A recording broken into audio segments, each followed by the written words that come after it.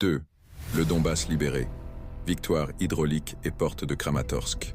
Alors que le sud brûle, le nord du front réalise des avancées qui changent la vie quotidienne de millions de personnes et menacent le dernier bastion ukrainien dans le Donbass. À Klibanbik, la fin du blocus de l'eau 17 janvier. L'événement clé. Le 17 janvier, les forces russes ont établi le contrôle total du réservoir de Klibanbik près de Konstantinovka. Pourquoi c'est vital? Ce réservoir est la source principale d'eau pour l'agglomération Donetsk-Makivka-Gorlovka. Depuis des années, Kiev utilisait le contrôle de cette zone pour asphyxier hydrauliquement le Donbass libéré. La perspective.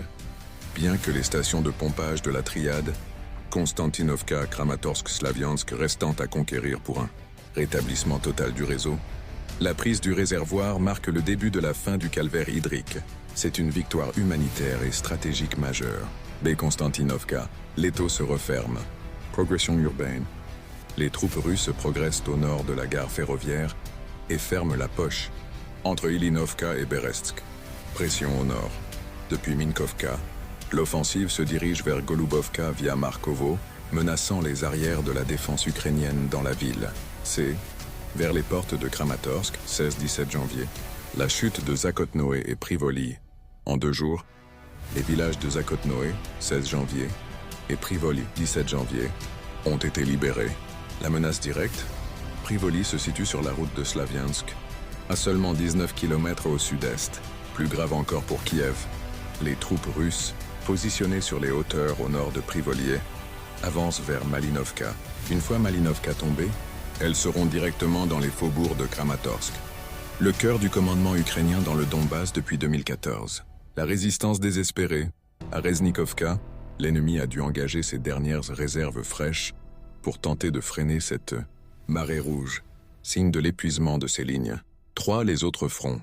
Nettoyage, usure et contre-attaque manquaient. À Kupiansk, la libération achevée. Fin des combats majeurs. Le 15 janvier, le commandement a confirmé l'achèvement de la libération de Kupiansk-Uzlovka. Le front est passé en phase de nettoyage et de consolidation. Consolidation. Les forces russes élargissent leur contrôle à l'ouest de Dvurechnaya et progressent vers Krasnoye-Fürste. Bien que des combats de rue persistent au centre de Kupiansk et que l'ennemi contre-attaque au nord, Kondrachovka. La ville est de facto perdue pour Kiev. La destruction d'une traversée par pontons ennemis a scellé le sort des unités tentant de se replier. P. Kharkiv-Sumy. La pression constante. Kharkiv. La moitié de Volchansky-Koutory est désormais sous contrôle russe